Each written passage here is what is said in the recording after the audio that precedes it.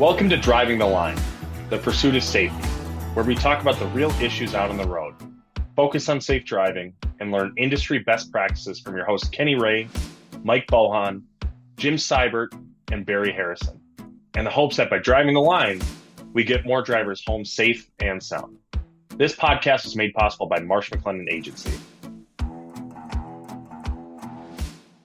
Hello, everyone, and welcome back to Driving the Line podcast. I'm one of your hosts, Barry Harrison, joined today by my friend, my colleague, Jim Seibert.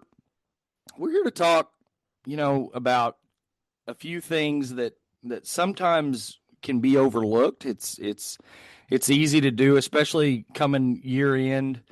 So we always like to put out an episode reminding folks to make sure that this is one of the priorities on your list. And it's something that I'll be completely honest with everyone. This is one of my shortcomings. It's the OSHA side of the house. And yes, as all of you should know, I'm a former safety director, but I will humbly admit that the OSHA side was something, and for those of you that don't know, I was a client of Jim's, and he was a great resource for me with all things OSHA. So, that was a resource that I had to use quite a bit because, guys, I'll be honest, I had little to no knowledge of anything OSHA. So that being said, Jim, I think today we were going to talk a little bit about some end of year OSHA stuff. And then I think we were going to kind of wrap up with the ATRI top 10 industry concerns. So with that, Jim, I want to hand it over to you, and you can talk your OSHA magic a little bit if you don't mind. And as questions come up, I may interject and ask if that's all right with you. Yeah, absolutely. Barry, I know you're running the show today. Thanks for having me on. I'm just going to have to apologize right on the front side.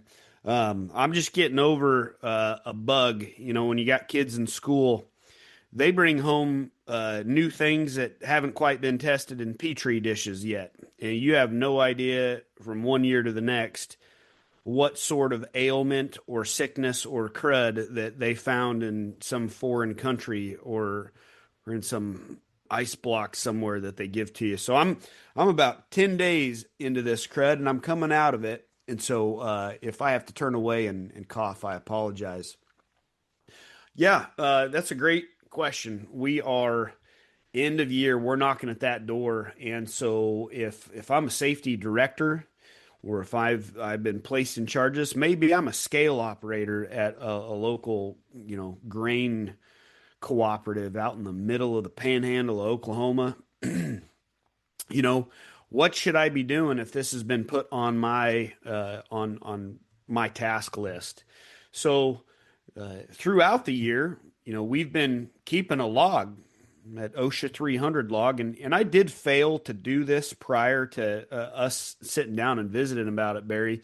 We do have a podcast, and we'll have Amanda or Aaron, the really smart part of this podcast group. We'll have them maybe tell us or put in the description here which podcast we're talking about, where I really do a big breakdown of the 300 log and the 300A summaries. We'll have them tag what number that is of the podcast, but January 31st, 2026, that 300 log's got to be complete. You're going to go through that log for the past year, ensure every recordable injury or illness is accurate and it's complete, the dates, the details, the outcomes. Sometimes those injuries, they might have taken a little bit, and your notes have changed or diagnosis have changed, or that injury or that illness, whatever has progressed all the way through fruition. So you want to go back and you want to correct any errors or omissions that maybe you hadn't updated on that log. Then you want to create the summary. You want to use that final log sheet, fill all that out, and then summarize the total cases, days away, job transfers or restrictions. And then certify it. What does certifying the 300A look like? You've got to have somebody in a position of leadership at your company. Sometimes that's a company, the executive owner, officer, like a top manager, they must sign it, certifying its accuracy. And then we're doing all that in preparation for the posting, right? We're going to post the 300A February 1st through April 30th. So the key end of year OSHA takeaways is preparing for the posting of that document. Fill out that 300 log, the 300A summary, get it certified, be prepared with that document to post it when it is supposed to be posted. And then if you are a 250 plus, I don't know how many companies might be listening right now that have 250 plus employees, or if it's required by your state, you're going to do the 300A data electronically via OSHA's, what is that called? The Injury Tracking Application, or the ITA. So pay attention to that. I know I referenced it in that earlier podcast. OSHA's website, certain things are difficult about their website. This is not one of them. They have made it so easy and simple to understand what is required given the size of your company, given the industry that you're in. One thing that if you're in a state plan state, let's call it California or Iowa, where you are on OSHA state plan, you need to go to their OSHA website, and they should have something that leads you through the process. Or go check out that other podcast. I broke it down really quick, really, really well there. So yeah, I guess in closing, Barry, at least on my piece of this, proactively, before the year end, what would I be doing if I was a manager of a company? Well, one, I would probably be delegating this task. If I was the top dog of a trucking company, but if this is my lane and I'm to handle it, I'm going to be conducting hazard assessments at the year end. I'm going to be reviewing risks for my drivers. Have we had any fatigue, road hazard, cargo securement, any shop workers, machinery, chemicals, falls? Have we had anything that has created a pattern for my workers? And if we have a pattern, I'm going to conduct a hazard assessment around that pattern. And I'm going to start figuring out my plan for 2026 to address that pattern. I'm going to go back and I'm going to verify my training records. I know that there's many digital companies or safety curriculums that are out there. Many people are using them. If we're an in-person type, hard copy, paper in hand, and we got PowerPoint, I'm going to go through and I'm going to verify that all of my employees and my new employees have all received the training that they should have received in the timeline they've been with the company or that for that year. And I'm going to make sure it's all up to date so that when Jan 1 hits, I can reset that clock. Part of that hazard assessment, do we have the right PPE? Are we lacking, or do we have too much PPE?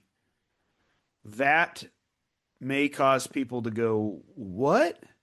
Do we have more PPE than what our job actually requires? When you are providing more PPE, you have to train over that PPE.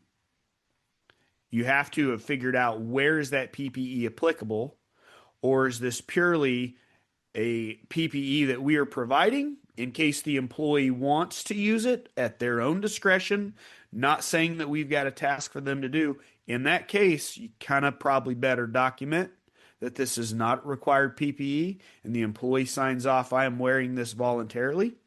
That's not discussed very often, but I think it's important to note. And then finally, one of the big key things is a review of an emergency action plan on our EAPs for the year. Did we exercise our EAP at any time? If we did not, if I didn't have the fire department come to my physical location, do a walkthrough, and conduct possible threats, if I didn't have local conversations with the EMS or police departments, how can I change that going into 2026? And so that's kind of the big ones for me, Barry. OSHA reporting is always big. Know that you got to get that done by the end of January, because you're looking at when do I have to have the piece of paper on the wall, and when do I have to have that reporting submitted into OSHA. And then I always like to finish with some program reviews and deep dives into the injuries that we had to see if we have any patterns. That's a the way you frame that, Jim, I've got to say was great, because it makes it seem, for lack of a better term, a little less daunting. It's really, it's putting the document in what it's really intended to do, which is just reviewing, making your changes, your changing your errors, omissions. I love the way you put that, because it simplifies it. And because I think a lot of people, especially like me, who have a very, very minimal knowledge of all things OSHA, that makes it sound a lot more bearable. And it reminds me, hey, when these things happen, if I'm doing what I'm supposed to do throughout the year, it's not near as bad. Because I can't imagine trying to get to the end of the year and then remembering back and having to go through files and all of that to figure out when was that person hurt or what have you. That's great though. No, you are 100% right there. So let's just throw a number out of what you had at your previous company. We're not going to name their name, but let's say you had 40 employees. Let's just boom. That's the office workers, the dispatchers, to the truck drivers. 40. Okay. Now let's say you're huge and you got 200, 250, right? There's a lot of stuff going on to that document or not going on to that document. If you've got 40 and you are not keeping track of it, at 40, I'm going to be doing the longhand version. I'll be writing stuff down, keeping those medical files pretty close. I'm going to have everything kind of right there, but it's longhand version. If I'm not doing that job all year long, 40 employees is going to cost me way more time and effort than if I had, like, say, 250, and I'm using a system to keep track of all of that, and it generates my 300 for me. Oh, yeah. Or if I've got a group of people that follow it all the way through and put it in there. So the level of management you put into it through the process dictates how much time you spend at the end. It should be easy. Yep. You could spend 15 minutes on 250 employee company, but if you've done your job all year, it's kind of like your taxes. Oh man, don't get me started on that. Putting the receipts in the right file, right? So at the end of it, you're right. Do that well. Make it a part of your monthly check-in, and your end of year can be a 10 to 15 minute job. At least the document fill out portion. Now, you might spend way more time on your assessments of those programs, which you should, right? So anyways, that's a great point you brought up there, Barry. Awesome.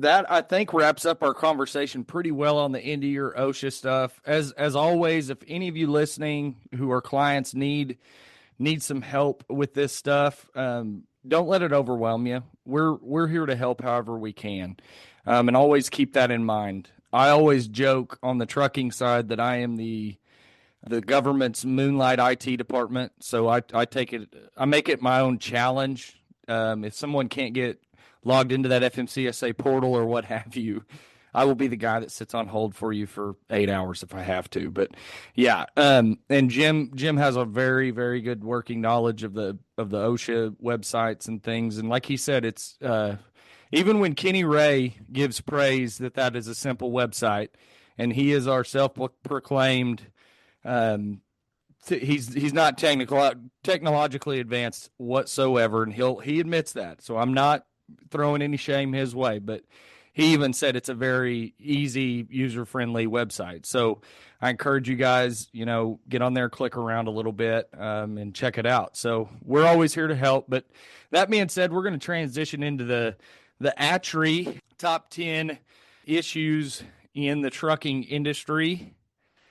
This is a report that they put out. It's actually called the Critical Issues in the Trucking Industry, and these are the 2025 concerns. They put this out. I think they've been doing it for 20 or 25 years now. I love it because it kind of gives us a look at what are we seeing as an industry? What do we think our top concerns are? And year over year, what you'll see through our discussion is it seems like the top 10 stays relatively the same, but it changes in rank, of course. So that being said, Jim, if you've got anything that kind of stood out to you, and want to start off there, we can darn sure do that. Diesel emission regulations. Ooh. Yeah. Okay. All right. So that's a little bit of a selfish one, right? Man, I want my diesel truck to pull like diesel trucks should, and so I've not been a fan. I'm going to stop talking about that right now because it may. I'm not going to ruffle feathers, but talk to me about the diesel emissions regulation. To be frank, and I like to take this one all the way back to 2008. When this stuff first came out, we as an industry, this was in my opinion at the time, probably the top issue that we faced from a maintenance and uptime perspective. With that technology, I mean, obviously with any technology being new, there were issues all across the board. And anytime you're adding sensors to a system and a system that has that much heat, obviously things are going to go wrong. And we as an industry, I'll say this, and everyone knows I love this industry. I've been in this industry for a very long time. We do a poor job of kind of preparing, and this was something that was thrown out very quickly, again, in my opinion. So we didn't really have a lot of time to kind of play with it, if that makes sense. It's when it's on the truck and it has to be on the truck, you don't have a lot of time to kind of prepare of what the issues can be and how they're going to present. So obviously there was a lot of issues when it came to technicians even being behind the curve a little bit on how to get these things fixed. And then what we saw, in recent years was they were putting out new technologies, new parts, and then we experienced the whole pandemic. We got way behind in the supply chain. I remember sourcing parts all over the country and just ordering 10 because we had bulk orders of trucks. And you knew once that first depth sensor went down or what have you went down, it was going to domino. So we were trying to be proactive. We would get the parts on hand so that if we had a truck go down, we would just drop ship it overnight to get that truck up and running. So I think that's, in my opinion, that's probably a lot of it. And the concerns that we had, we saw a lot of the repealing of that stuff. We saw California kind of back off a little bit with some of their emissions protocols that they had in place. And what I'm getting at is historically, this has been an issue that we've had a lot of problems with. So anytime there's change for what could be good, we're still very reluctant to accept that change. I hope that all made sense, but that's from my perspective as someone who came from the seat back in 2008, 2009, 10 to where I was when I was in my former part of the industry to now. So if you don't mind, I've been on a search engine. I don't know if I can say, but the Google. I've been on the Google, right? Because I'm always trying to learn more about this trucking industry, and I'm looking at these top 10, right? Economy. It's the third year in a row economy has been the top, right? Lawsuit abuse reform. Number 2, it's the highest that concern has ever appeared in ATRI rankings. Insurance cost and availability. It rose in ranking. It's up to number 3 from number 4 in 2024. Truck parking. It was for 2 years, it was the number 2 concern, but it dropped to number 4. Driver compensation stayed in at number 5. Compliance, safety, and accountability. Right. So that rose to number 6 from number 7. So it's up a spot. And then a brand new one for 2025. English language proficiency for drivers is brand new to the top 10 list. Preparing for this and talking with Kenny and Mike on, multiple ATRI podcasts of the past, man, these things are the same. I mean, they just rotate. Well, this year we got 2 new ones, right? English language proficiency being the first one of them 2 new ones. That diesel emissions, it's still at number 8. Driver training standards, brand new. Driver training standards, first year that it's broke into the top 10. And then and finally, the artificial intelligence in trucking. Well, wait, let me make a correction. There's 3. The artificial intelligence in trucking, a new issue making its debut. So instead of things staying the same, we got 3 new ones on the list: AI in trucking, driver training standards, and the English language proficiency. So from the OSHA guy, man, why do you think that we got 3 new ones this year? What do you see that is caused enough scuttlebutt, for lack of a better term, that we finally broken the top 10 with 3 new ones? Excellent question. And again, this is Barry speaking from Barry's perspective. So, with ELP and the driver training standards, to me, those kind of go hand in hand, right? And we see a lot of, especially with ELP, which is English language proficiency, we see that a lot in today's media, and especially, for us living in Oklahoma, there's been a lot come down the pike for that specifically. So, with the changes to changing the ELP back to an out of service criteria, it's been kind of a buzzword lately. And, I think in terms of going hand in hand with the training standards, it seemed like some states, what it will seem through the media in some people's way of interpreting it is that it kind of got laxed. And so what we saw was, I think they put in these new training standards to kind of up that standard once again for the professional driver out there. We're making sure that they get an adequate amount of training before they even receive a CDL. You've got to go to the school. You've got to put in the classroom work, the applicable driving before you're even given the CDL. I know a couple schools here in Oklahoma, I want to say it's something around like 5,000, maybe even to 10,000 miles that these students are putting in.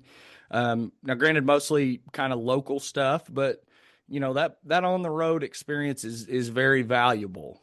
So I think that was a good step in a good direction with ELP. Again, it's a tough one to really pin down in a lot of ways. And I think different states are handling it in different ways. Our state, we tacked some fines on that if someone's put out of service, I think you have up to 12 hours to get the truck recovered, which would be you have to send another driver who can speak English proficiently to recover that truck, or the truck will be impounded. The motor carrier is also subject to fines. So, again, it goes back to, you see that a lot in the media, and it is dangerous if someone can't read a sign, especially in mountain passes. If you're not sure on a speed limit, or if there's a hard curve or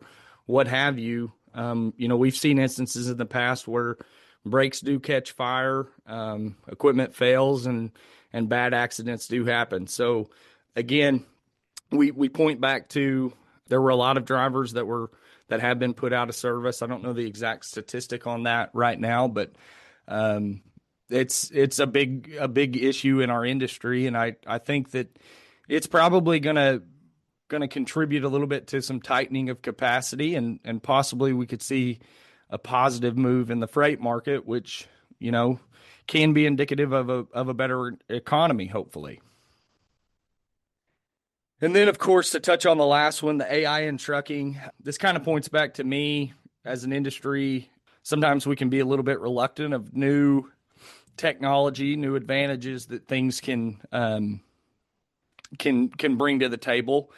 So, in my opinion, that was probably a little bit of the unknown with the AI stuff, especially if I'm a driver and I don't use AI all that often, and if I just don't understand it. What could that mean for me? Do we consider AI autonomous trucks? What do we consider AI completely? And if I don't really understand what its capabilities are, then I may be a little bit afraid that it may take my job away one day. So I completely understand the having issue with it. That AI fear, that can even hit me a little bit sometimes. But I'll tell you that the more I'm messing with AI, the more I find that AI needs me. To be as good as AI can get, AI has needed my interaction to force it to be better. And there's a lot of stuff with that, such as the accuracy of the AI. I know that you and I have we've done a little bit of work for Marsh on learning our systems a little bit better, and we found out that if you put junk in, it's going to give you junk back. And so we've got to be we have to be accurate, and we've got to know some history. AI is getting there, but we have to, especially when it comes in terms of regulations and changes, we have to understand the history. And in my case, I've got to be really good at reading the preamble of a rule to realize why the rule is the way it is, and be able to articulate it well to customers. So for those truckers out there, those companies, I'll tell you what, AI is here. It is not going anywhere, but it's got a long way to go. I think your shared maybe fears, maybe remove that word from it and put in curiosity. I think that if we explore it a little bit, we're going to see exactly why AI needs us just as much as we need it. If anything, I'd say that AI has made my job more efficient, not better. Besides, I am more efficient with my work than I ever have been. That's very well put. And another one I wanted to touch on, Jim, that you kind of you cited the movement of it a little bit. The insurance costs and availability. Again, this is my opinion completely, but that goes hand in hand with the economy in a lot of ways. I think it's these insurance carriers. They are for-profit entities, and you've got to look at the landscape as a whole in terms of losses and where you're running, and there's just so much that goes into the costs associated with insuring fleets.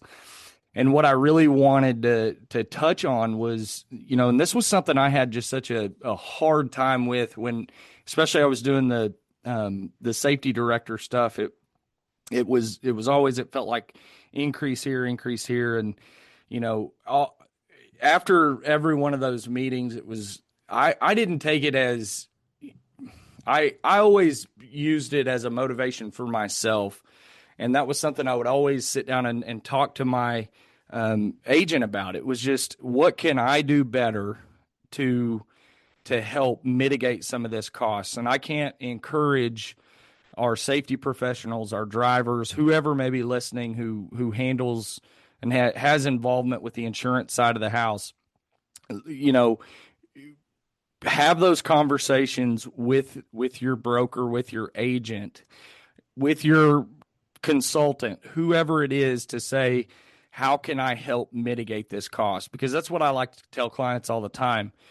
You've got to ask yourself, am I doing everything I can to help mitigate this, right? And that's what they want to see. They want to see the programs that you're putting in place. They want to see the training that you're putting in place. And I think sometimes it's very easy as a safety professional to get bogged down by the negative, if you will, and we kind of forget all the good that we are doing.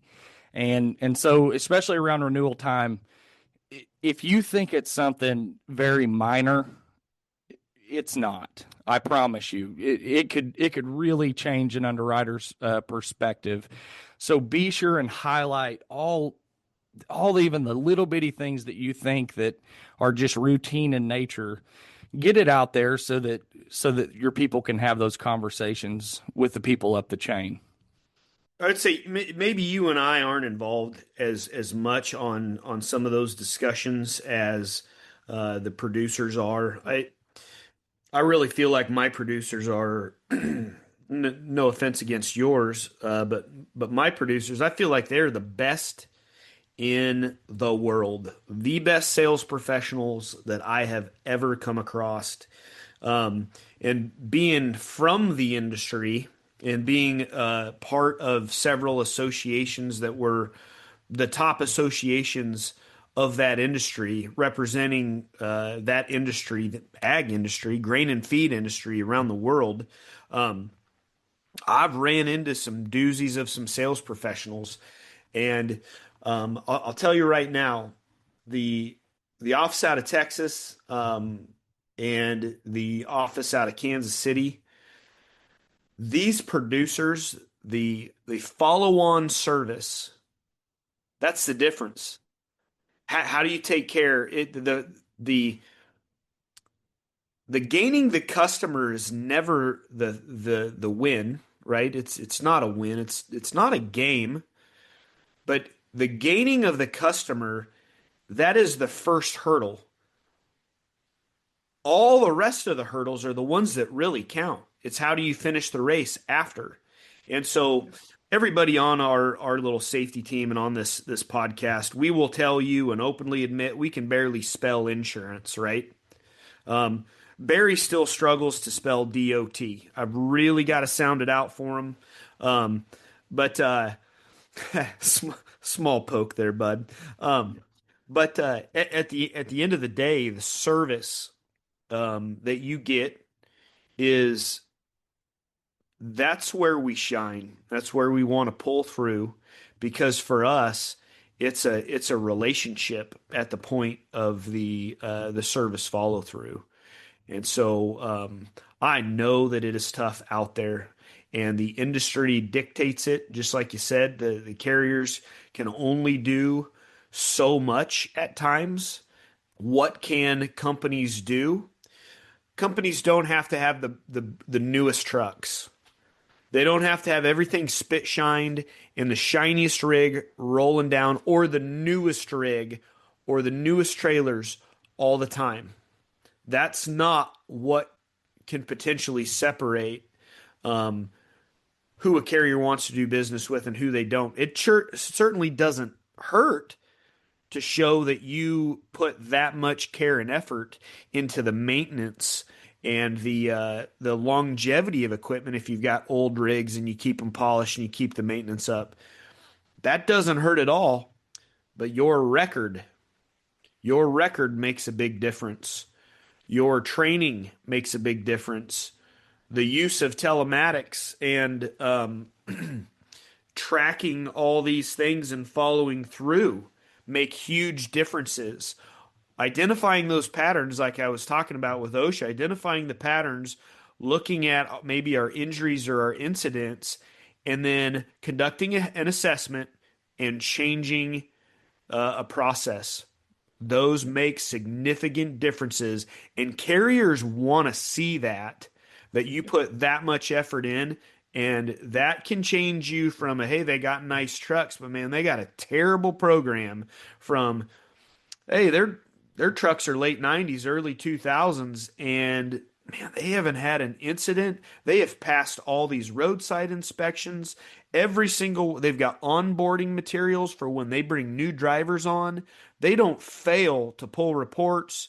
Um, it makes a difference at the bottom line. And it makes a difference, more importantly, for the safety of your employees and the safety of the other people your employees are around on the road.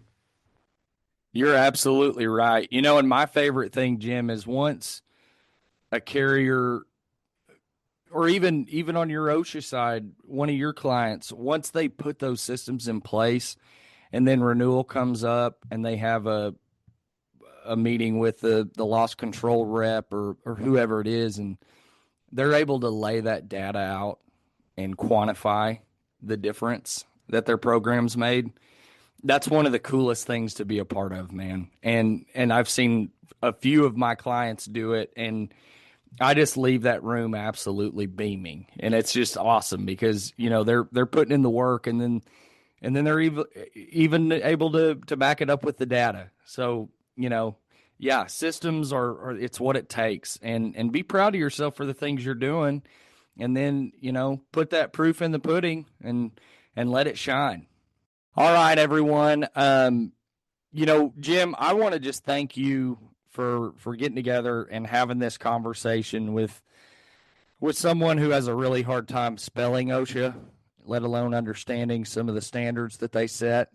DOT and OSHA, those are two things that I'm going to really study today on how to spell. So thank you for assigning that homework to me. But man, I always love getting together with you, and these are two topics that I truly like. One, I don't fully understand, but I feel like I walk away with a better understanding every time I get to hear you talk about what you're an expert in. And, on the ATRI side of the house, always love staying in tune with what the industry's seeing as issues. And, even though we're talking about the issues, I always like to encourage everyone listening, work hard at how we can change those. It's going to take, big changes, but efficiency is a big one, and safety is an even bigger one. And that's what we're here to help you with. But as always, I wanted to thank our producers of this show. Without them, gosh, I don't know what it would sound like, but they make us sound good, and they make us sound professional. So thank you all. And thank you to the listeners. We really appreciate you. Again, this is Driving the Line, and we'll talk to you next time. That's all the time we have for this edition of Driving the Line, the pursuit of safety. We hope you enjoyed our discussion, and thank you for listening. You can rate, review, and subscribe to Driving the Line, the pursuit of safety on Apple Podcasts, Spotify, YouTube Music, or any other app you're using. You can also follow Marsh McLennan Agency on LinkedIn, Facebook, and Instagram. Until the next time, thanks again for listening. Drive safely, everyone.